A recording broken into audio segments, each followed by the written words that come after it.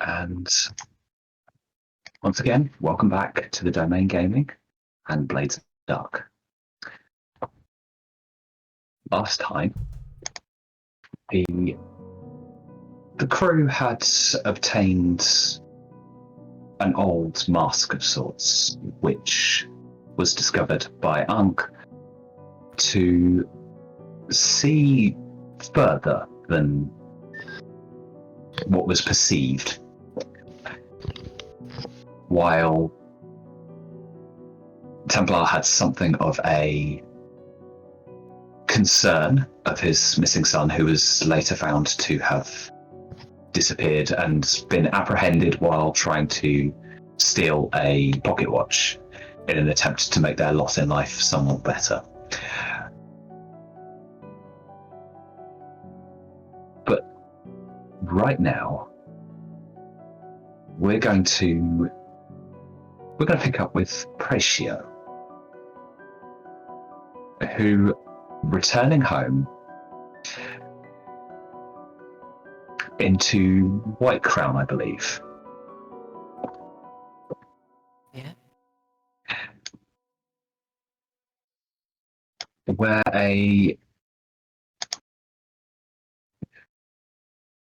entering in the night, drawing into the late hours, and stepping inside, the house seems quiet, save for a figure silhouetted against one of the windows waiting for you. And a voice emanates out of the darkness. You're a difficult one to track down, Arasi Cordera.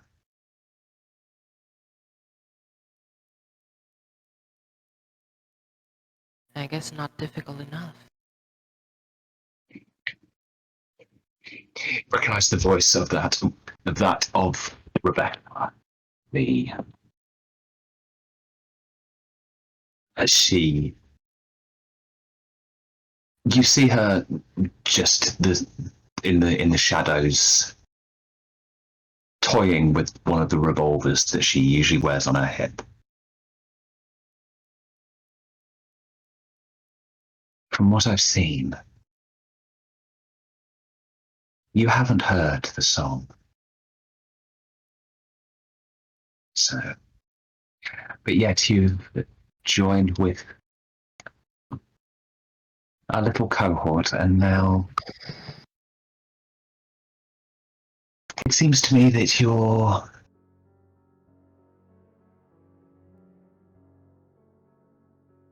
I don't know what.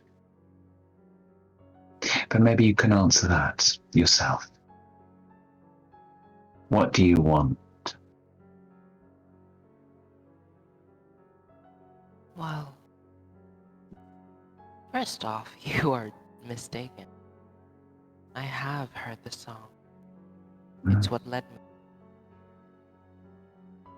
to that cavern. And what I want? Well, currently I want you out of here.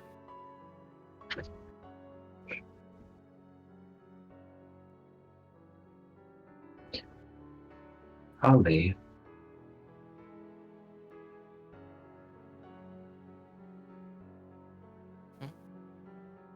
As she stands up and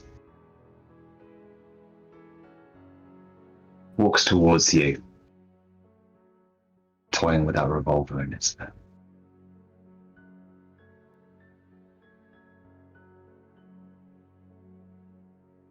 But you may have heard. I'm trying to remember. Has Arasi actually heard the song, or just the whispers? Yeah, I assume that her vision when I first got introduced, was that the song, or is that not? Oh, let's get back a little bit now. I don't think it was the song. I don't think it was. Okay. Okay, then I lied. Yeah, let's just... That's fine. I lied. People lie. Yeah. Absolutely. As she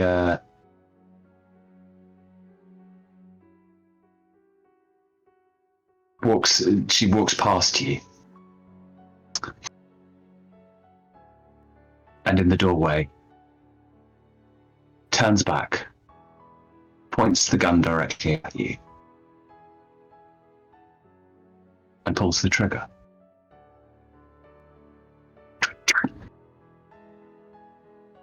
Light me again, and next time the chamber won't be empty.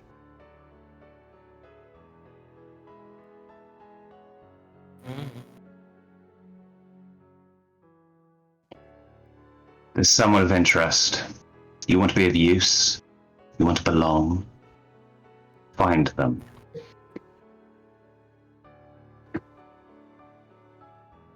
Oops, one moment. Find who? Sorry. Did you say find them? As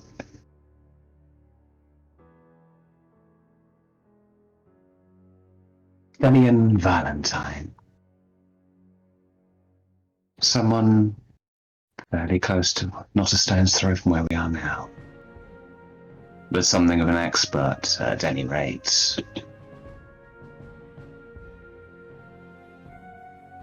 Bring him to the sanctum by whatever means necessary.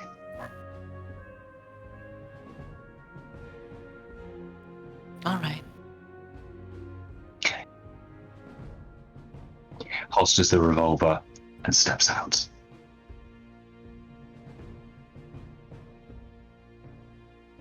I close the door and just go to my room.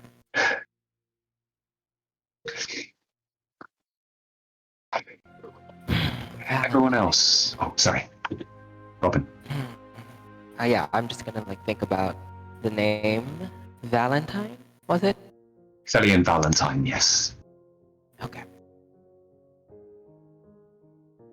I'll leave this up to you. Are you acquainted? Yeah, I think I have two choices. It's either find this person or learn how to dodge bullets. So I think I'll go with the first option.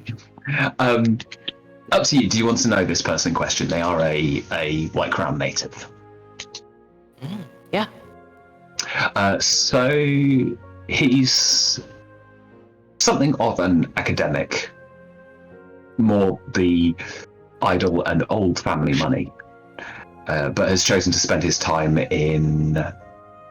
somewhat in association with establishment locales like the Archive of Echoes, and also at Charterhall University, and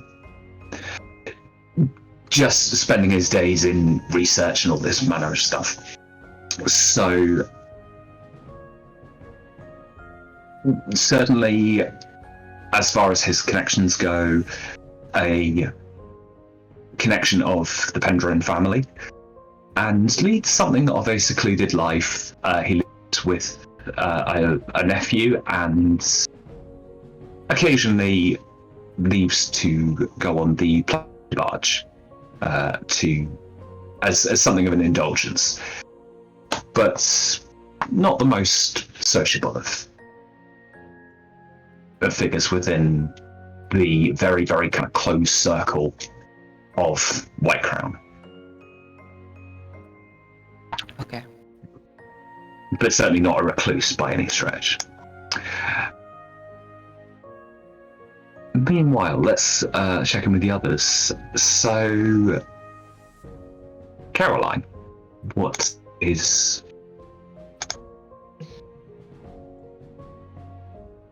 Caroline currently doing? Currently, sorry, do you hear the noise in the background? Okay, perfect. No. So currently Caroline is on the floor, scribbling on papers and try to organize notes and redraw the things she saw in her dream.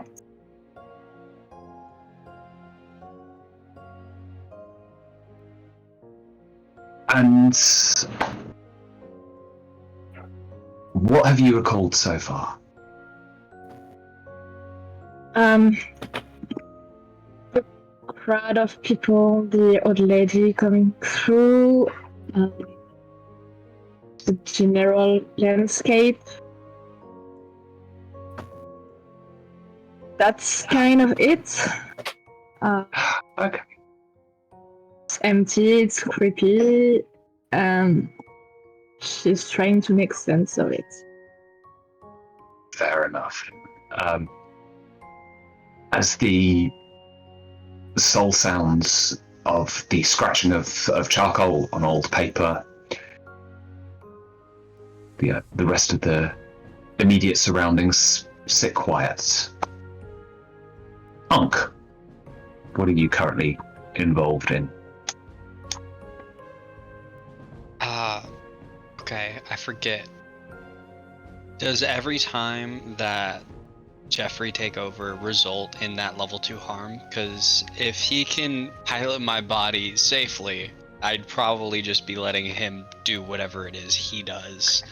I'd regain consciousness at some later point in time, just being a passenger.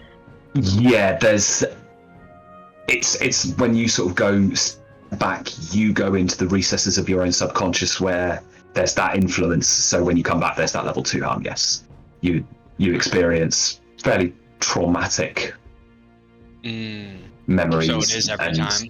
Yeah, and experiences that aren't necessarily yours. Got it. Well then, not that. I'd probably just be meandering. Still haven't set my head straight after what happened in the last score. Bleeding out in the canals. He's trying to... So, Moreland's always had healthy respect for the canals, but weird enough as it is to say, he always felt as if there was a mutual respect there. So having almost died in what he considers like the one place he's most centered in just is kind of throwing him through a loop, trying to find a new balance. Probably walking through Coleridge away from Dunslow, just trying to clear his head. And you find yourself sort of momentarily distracted by the waters as you reach one of the canals, and just the occasional breaking on the surface of the bubbles as fish surface for insects that gather on the surface level, and it's that sudden distraction that kind of snaps you back to that moment for a brief moment as you stare for a few minutes at the water as they've taken on a new dark and ominous aspect to them. It used to be calm and peaceful, now it's dark and cold. And Templar.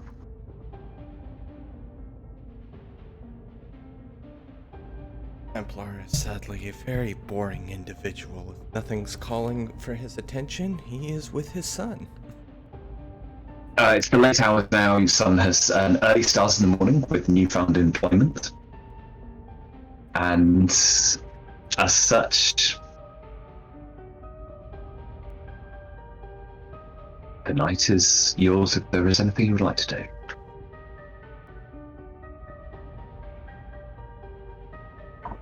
Well, Cathal would trust his son not to make the same mistake again. There is still a little bit of hanging around just to make sure he doesn't run out and try to steal something again. So there is a little bit of sitting around, maybe sitting around outside in the very typical gotcha pose, but you know.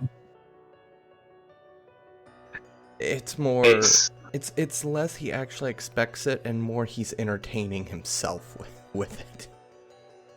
It's the only movement and that moment where your eyes, as your eyes begin to droop as the night is longer and longer, and there's that sun scratching, and your eyes snap open in the gotcha moment to see a rather large rat just sat on the corner, freezes in this moment of I've been caught, scampers off disappearing into a hole in the floorboards.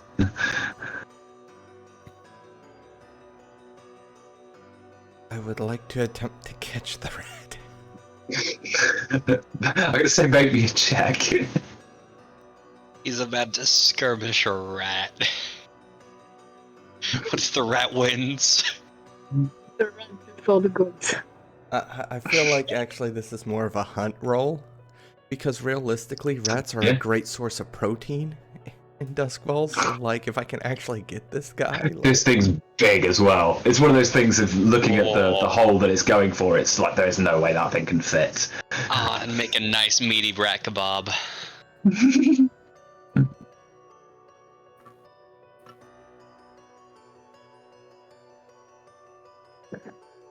I'll take a 5.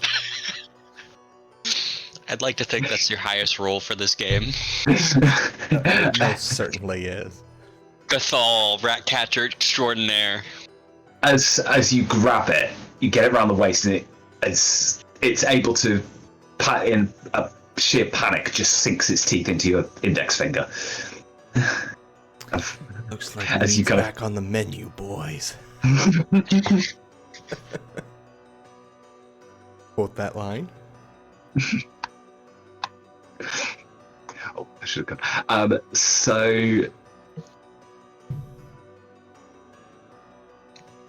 As you grab this thing, kind of sucking at your finger to staunch the flow of blood.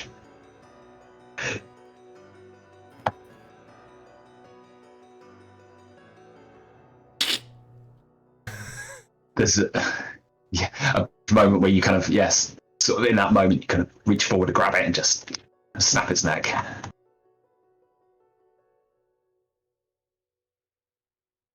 And food.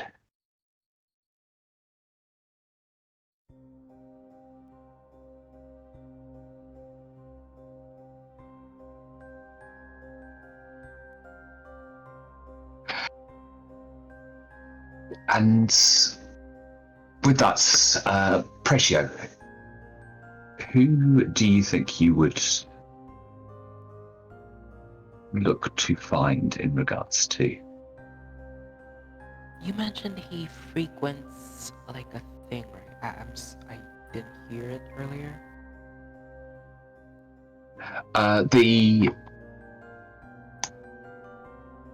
Where Valentine goes. Mm-hmm. Yeah. Okay, so that is the Pleasure Barge, which is, I'll get the actual name for it.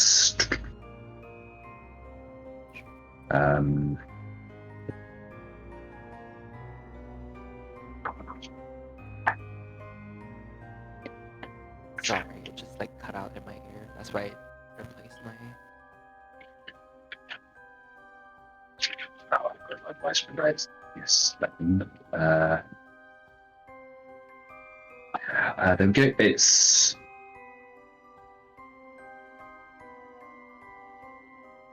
the Silver Swan Pleasure Barge, which circles the Brightstone Canals.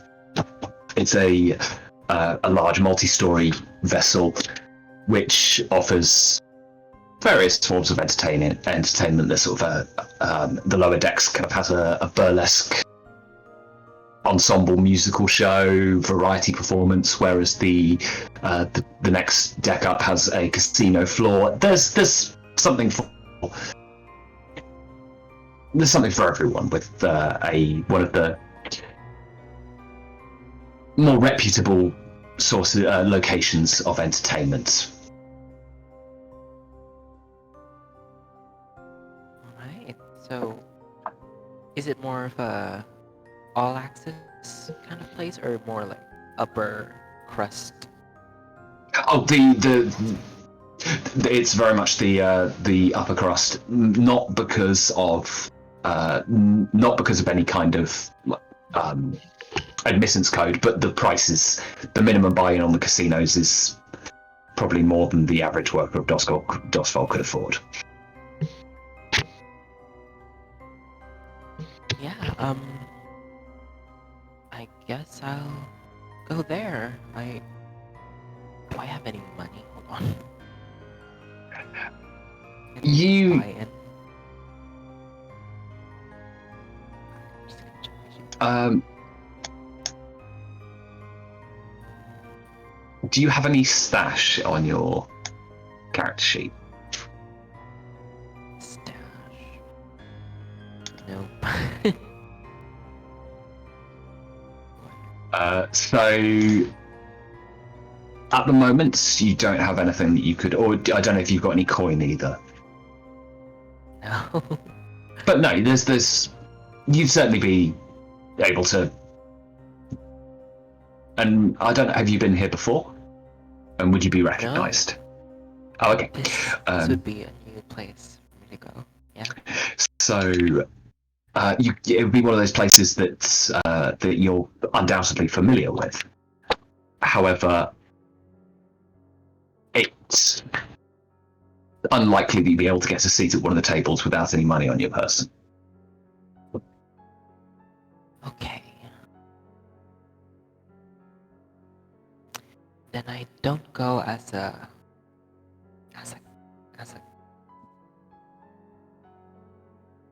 gambler.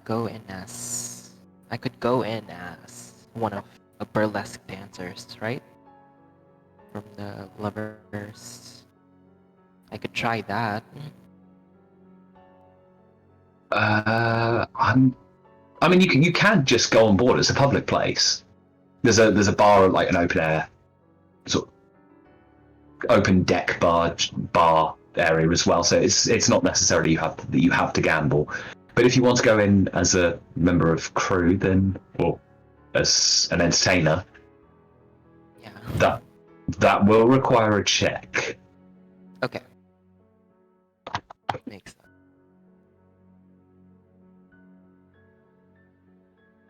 Ooh.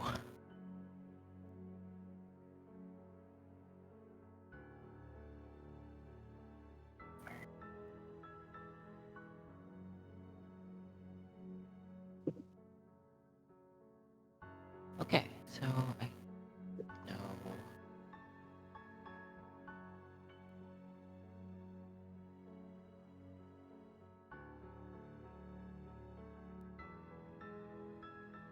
Actually, I'll just scope out the place first because I've never been, so probably going in as a crew member immediately would be not very smart. There's also the fact they probably all know each other, so a new face is gonna ask, Yeah. potentially cause some questions to be asked. Hailing down a gondolier, the barge itself moves fairly slowly, allowing vehicles to pull up alongside and visitors and patrons to dock and board. And as you step aboard, you're welcomed by two very well-dressed crew members. Rather than the usual typical nautical fare, these are dressed in three-piece suits, tailcoat, and it's one of them is a good evening and welcome to the Silver Swan Pleasure Barge. You're very welcome to be with us, and we hope that you find what you're looking for. Is there anything that we can help you with? Just a tour, maybe. I'm new. Show me the best spots. Maybe. No. I was going to say I didn't think I recognised your face. Yes, please follow me, and shows you through, and indicates evidently the second figure is a silent subordinate. As he's, could we offer you a drink on your first sojourn to our little spot of escapism?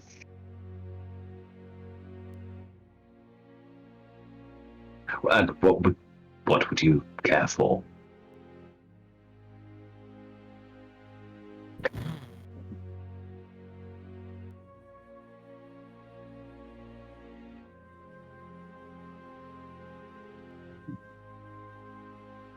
What would you like to drink? Put, Oh. just whiskey on the rocks. Please go on. And begins to show you through it. So it's about a few minutes later when that second figure reemerges, silver service tray, single glass, and presents it, sort of places it down beside you, backs away, and heads back, heading down a flight of stairs into the what would be the casino level, on the casino deck, as the tour begins, showing you the open deck bar, where several figures very much like yourself, well dressed, socialise, talk, share gossip, as the various staff make their way around, picking up empty glasses, keeping tables absolutely clear. And then down, as you expect, the clatter of a roulette wheel is the indication of the casino, as the ball bounces around in the spinning circle. And looking around, you see all the games you would expect. Less of what are considered to be those low class games. So there's no poker or anything of that sort. It's things like Baccarat and that have been played at tables just a little bit further back. And all the figures kind of crowded around as you see the one figure kind of with the dice at a craps table, and it's and throws the dice, and there's that moment as the whole table kind of sits on edge on this single dice roll. And very, very lastly, kind of taking you down to the base level into a theatre, essentially a theatre atrium, very comfortable seating lines either side. Unfortunately, we cannot progress any further as there is a show in progress, but it's unfair to disrupt them in the sake of showing you something which is very much a must-see piece of entertainment. So perhaps you come back in a couple of hours and we'll be able to catch the next show. Well worth watching. And with that, your tour is concluded. You've sort of seen, obviously, the very public areas of the Pleasure Barge. I'll go to one of those roulettes and just observe for now. Okay, I'm going to say make me a check. Mm-hmm. Like a survey or a study. Control position.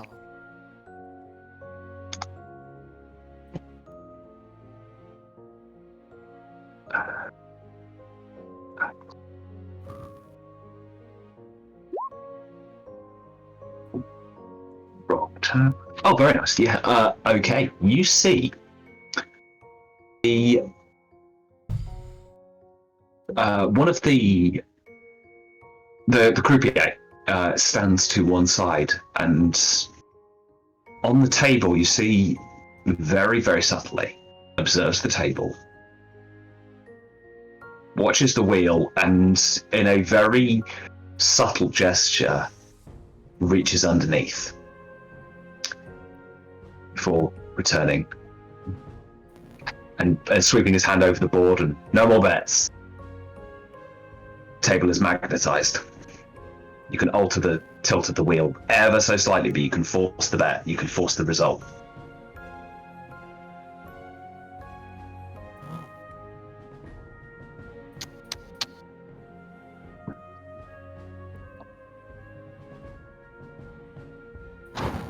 I will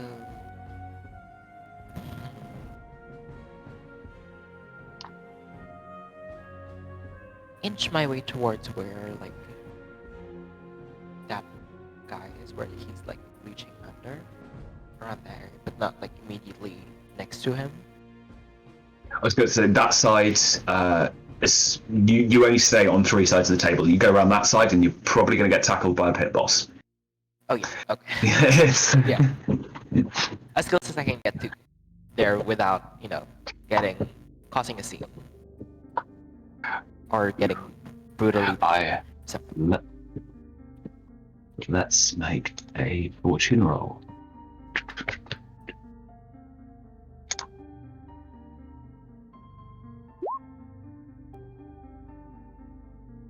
Oh, Pit boss.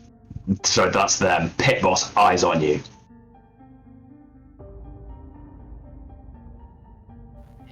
okay. It's not an aggressive, but you're very aware that the attention is in your direction. Hasn't moved. But whatever it is right. So there's the kind of the lip of the table that runs inwards. So whatever it is likely underneath.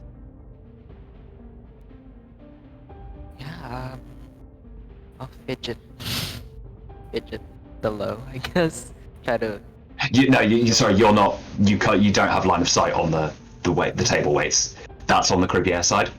And like I say, you've got a pit boss who's sort of stood there and making it look like there's the pretty nonchalant looking around, and then just holding on you for a few seconds longer than everyone else before returning the gaze. Okay. I guess I'll back off and maybe head to the bar. Was there like a bar where I got the drink? There's the sort of the open deck one on the very top deck, and then there's there is a bar in the center of the casino floor as well. So round 360-degree point, right in the center of the room. Okay. Yeah, I'll go there. And can I just? I probably don't know what this person looks like, right? Well, you said you met before, yes. So yeah, Oh, it's an accrosion of fairly senior years, probably early 60s, and quite a with a managed to sort of keep most of the colour in his hair. But it's certainly more salt than pepper than these days, and quite a large and heavily waxed moustache. And this time, let's make another fortune roll. See, this is just to see if he's here.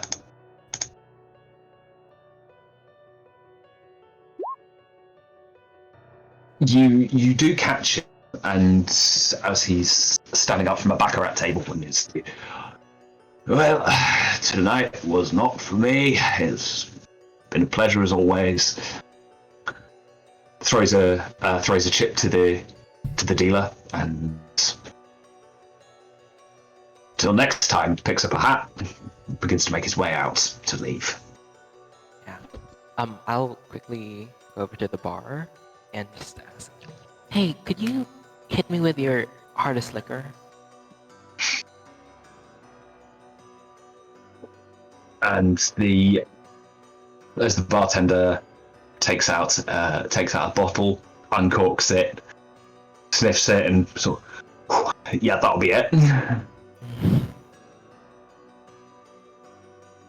Would that be on ice? No, that's fine. I'll just take a swig. Pours it out, and it doesn't even hit the bar as you kind of grab it, and that stuff will fly you to the moon.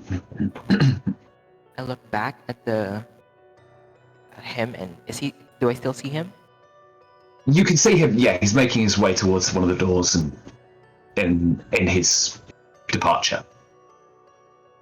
Okay. Yeah, I'm gonna try and tail him.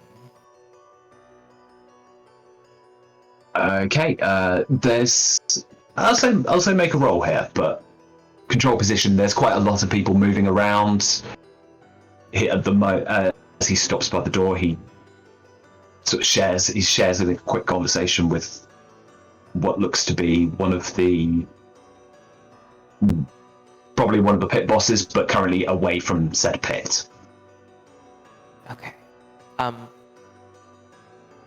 gonna. What do you do for the bonus dice again? You add Push one yourself. stress, right? You two stress. 2 stress. Okay. Yeah. So I'll push myself. in your controlled position. Hello.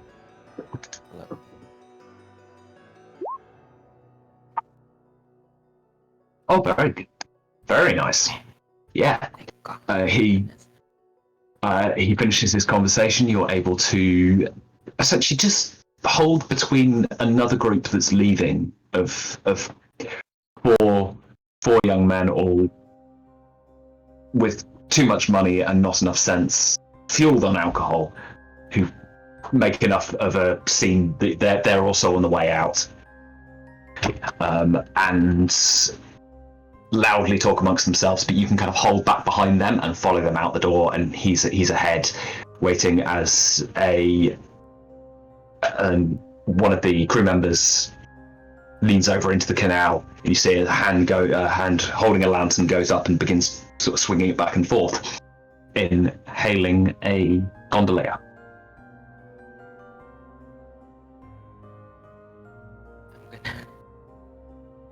Oh, this is such a dumb idea. I'm gonna start yelling out, "Hey, Andrew, wait for me!" Like in a very like drunk person, like Okay. just smashed. As he turns, putting on this top hat, and looks back, and there's the group in front of you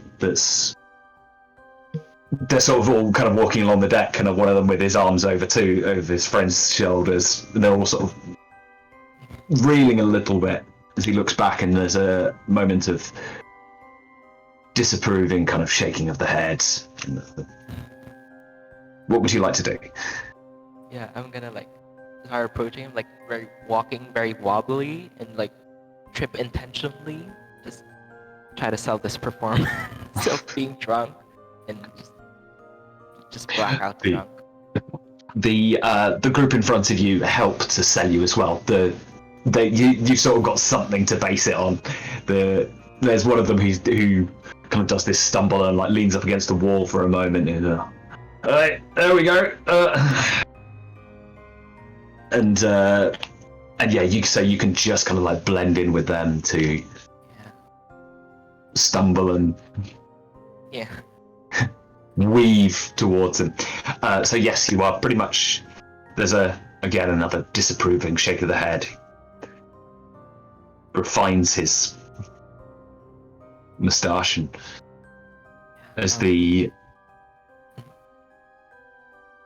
you see in the water below a gondolier making its way over. Am I by him now, or? Oh yeah, pretty much, yeah. Quick question. How does one use a vial of slumber essence? I was going to say, you're not actually on a score at this point. Okay. This is sort of more of a early casing. So essentially, this is pretty much a kind of something of an extended gather intel.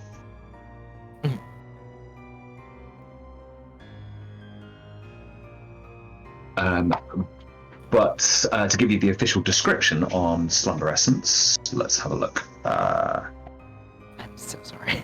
It's like No, don't worry. I'll just get the makes that will makes it a little bit more succinct.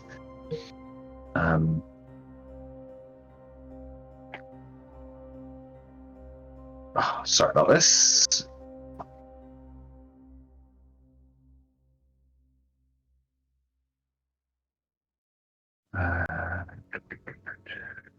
A dose of slumber essence sufficient to put someone to sleep for an hour. The victim's sleep isn't supernatural, but it is deep. They can be roused with some effort. Okay. Big in essence, it's probably something that has to be.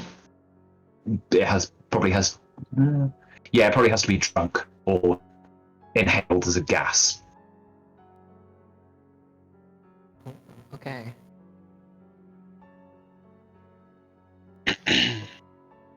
And thank you, Rogue. That was. Yeah, thank you. I'm trying to figure out if I should try to get him now to the sanctum, or should I just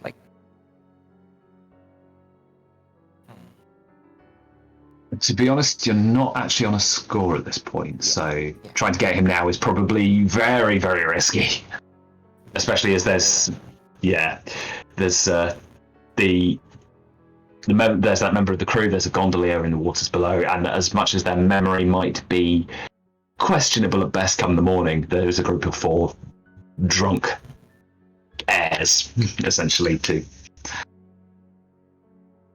Yeah, okay, and then I'm right by him now, right? I'm gonna turn to him and say, hey, wait, you're not Andrew. Who are you? Let's do another roll at this point. Yeah. He's I'm gonna say limited effect on this one because with the drunk, he's clearly the drunk act. He's clearly disapproving, so does not want to engage. I'm gonna. Oh. What would Sorry? it be, like a sway? It's likely a sway, yes. Sway. So consort is more for for friends and contacts. Yeah. So this guy is a stranger. It's probably a sway. Would this be a risky or control? Stealth control. Say it's risky, but lesser effect. Yeah. Yep. So limited. Okay. Oh,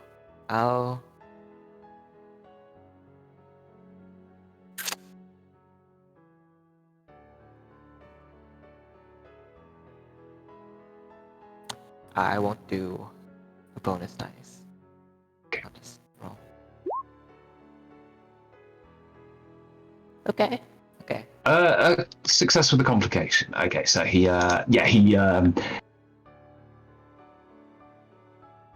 looks at you and the first thing he says, "No, I'm not Andrew. Velian Valentine." Looks towards the that crew member as he takes a cigarette case out of his pocket, places one in his mouth, strikes a match, lights it. Tell me that. Where's that gondolier? As the turns back and goes, I suggest you find your friend and. I'm so sorry. Could you just repeat that? You cut out like. Oh, sorry. For me. Yeah. It was he. As he goes, the name is Thelian Valentine, and I am not your friend.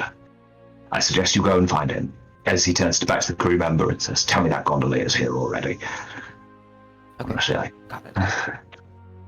Oh, good.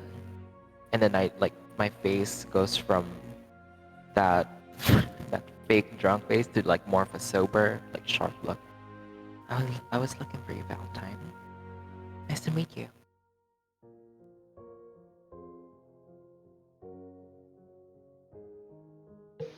Is it now?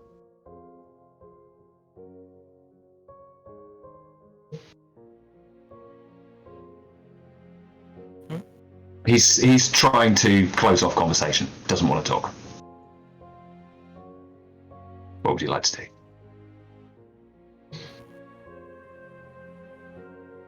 Gloomy day, huh?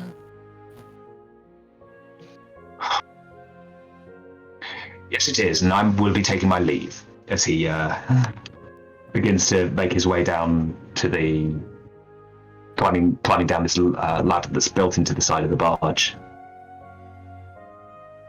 Don't you want to know why I was looking for you? No. Okay. It's obviously limited effect. You got his name, but the drunk act has not won him over. Okay.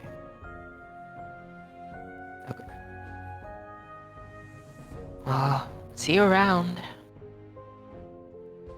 Not if I see you first.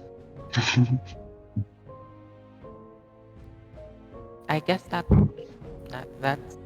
okay.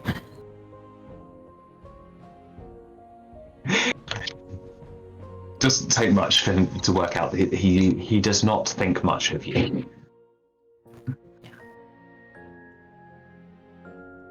as the crew member turns to you and, might I call you a gondolier?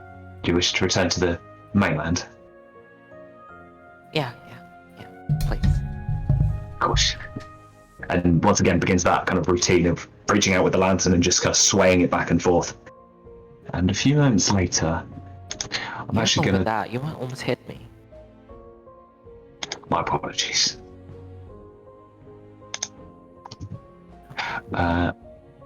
And yeah, a few moments later, gondola pulls up alongside. You descend down yourself, and you are idly making your way back towards the jetties of Brightstone, where you disembark. That was horrible. I guess I have to learn how to dodge a fucking a bullet.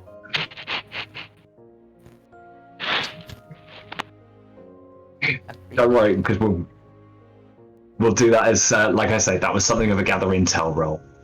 So what we can do there is we'll actually do a score, obviously. So don't worry, you haven't squandered everything yet.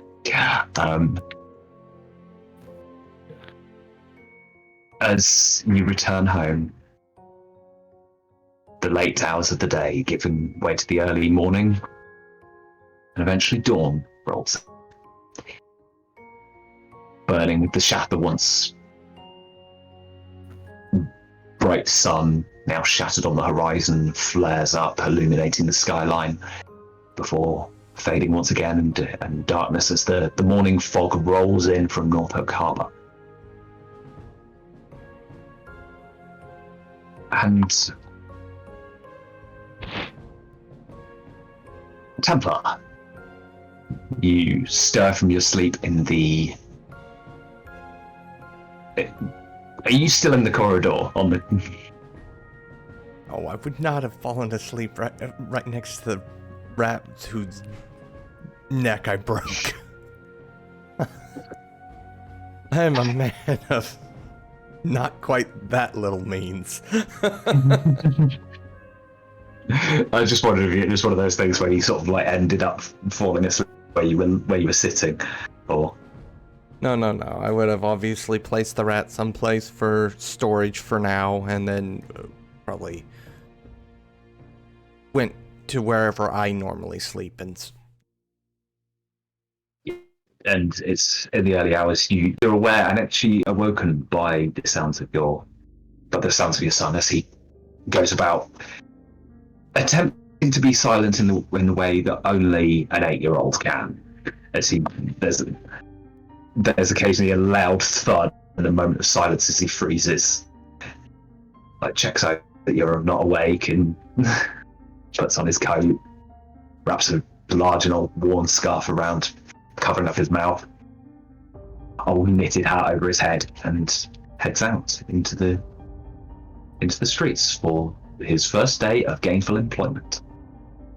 excellent. Once he's officially out, I think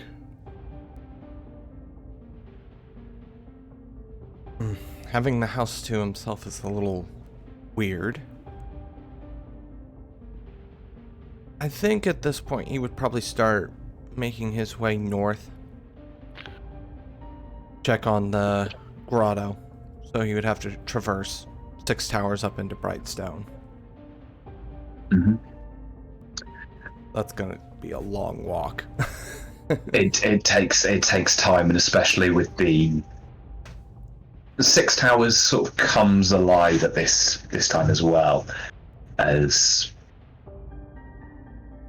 those that it's always an ominous time to be out, as there's always inevitably those that are forced to sleep on the streets, and the cold ultimately gets to them. That you see the black carriage pulled by the equally dark horses, and the swaying robes of spirit wardens.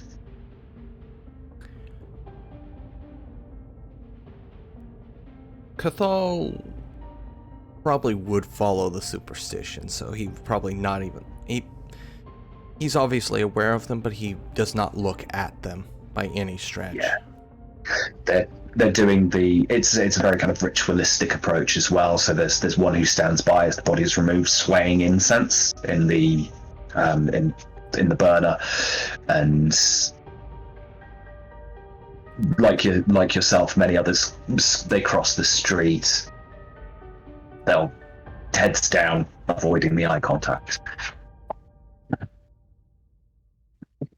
Yeah, probably just trying to get out of there as fast as possible. The smell of frozen bodies, while probably not as bad as heated dead bodies, still probably not that pleasant of a sight, or maybe even smell, depending.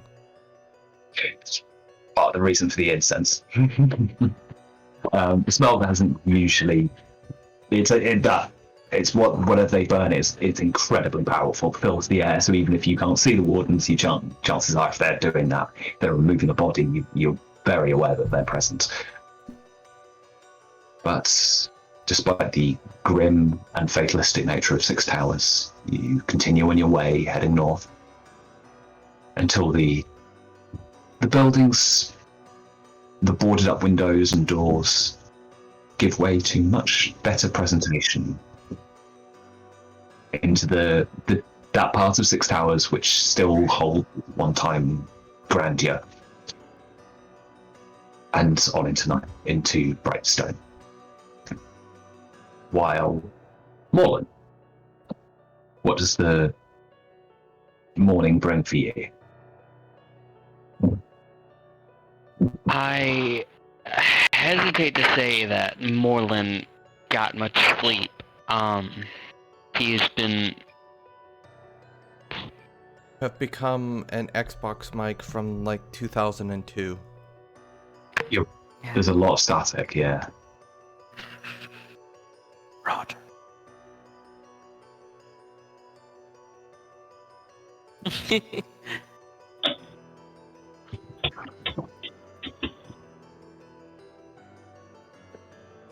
I'll jump back, so we'll come back to Morlin briefly.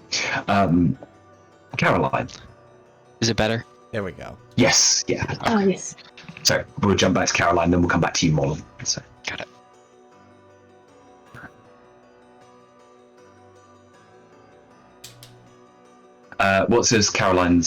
What does the morning bring for Caroline? She probably fell asleep on the floor. So I think she would decide to walk to the place, the court, to see if she can find someone here who could answer a few questions she could have. As you cross the city, and when you arrive, it's more than likely that actually, we'll see where Morland's going, because I think you've got the furthest journey, so Templar will certainly be there. But Ankh, what's your... So, is it how I get to... Or what do you want to do then while the morning is yours? Oh, well,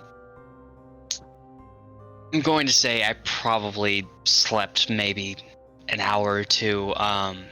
I've been kept awake, and I'm currently hoping to attune to Satara for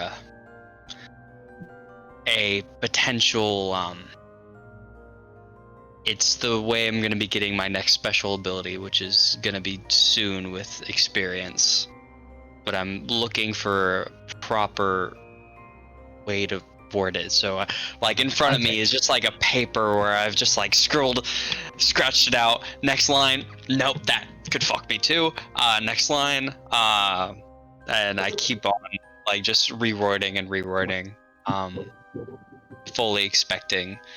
You know, if there's one thing people are taught about demons, is that they're not very friendly.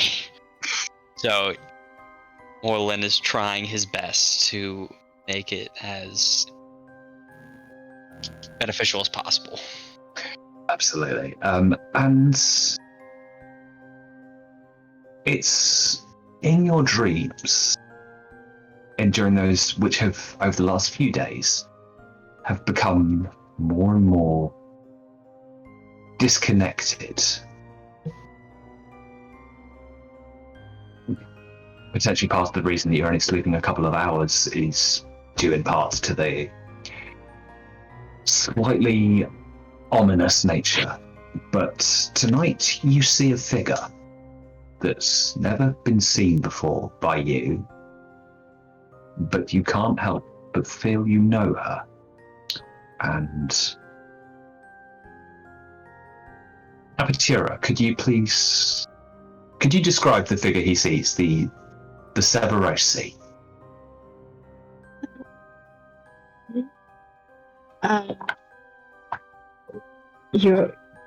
You mean Caroline, right? Yes. Tall, very slender, with long black hands and black and white hair, and some unsettling expression, something you can't pinpoint your finger in, but just unnerves you when you look at her.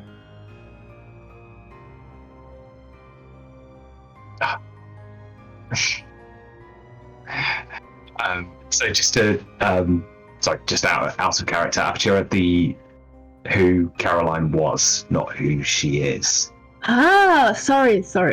Yeah. So you started that. Caroline says, I think you see a woman with short hair and very broad shoulders, quite tall, and a scar goes from the top of her nose to the bottom of her mouth. And it says this figure, Severosi, with the indistinguishable, almost from the dust-covered clothes, almost blending with the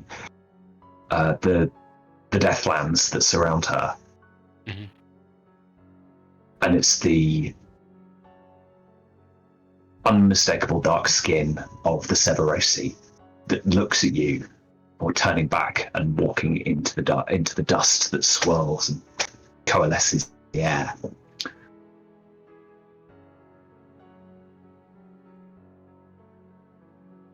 And they feel familiar, right?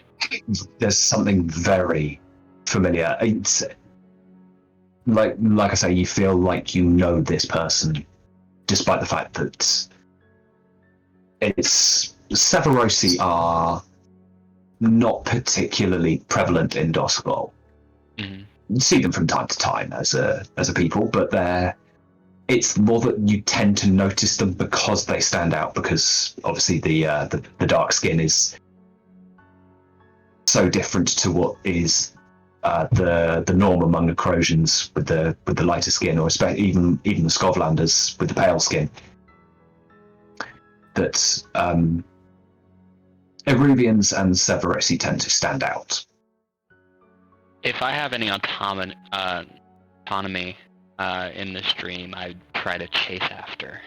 You're crackling again, but it's As last time. It's just about. I can make out what you're saying, but it's very, very staticky. As you run into the driving sands of the Deathlands within your dream, the figure seems to have vanished.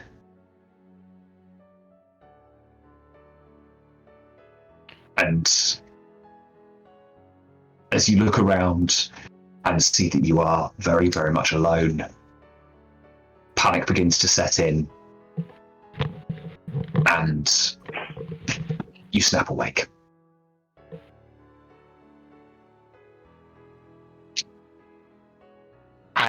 lift my head up from the desk that I'd managed to pass out at, and I look around, realize that I spilled ink all over the paper I was working on, curse violently, get a new page, and just start again while thinking how weird that dream was. It just won't leave my mind. And it's almost thinking to yourself with thoughts that aren't your own as that voice, that second inner monologue,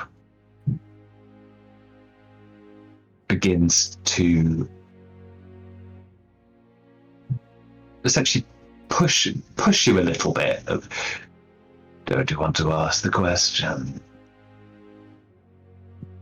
The question. You see things. Always one find new experiences, wasn't that it? You know, one day, you might get an answer you regret. Well, aren't you glad you'll be here to see that day? I relish it. You have just finished listening to this week's episode of Blades in the Dark, What Happens in the Dusk, part of the Domain Gaming, written and told by Livespark and Wyverian. A special thanks to you, the listener, and if you wish to continue supporting us, subscribe, like, and share. As always, comments are welcome. Until the next chapter, to those without direction, follow the lights in the quiet darkness and listen to the silent whisper. Do you hear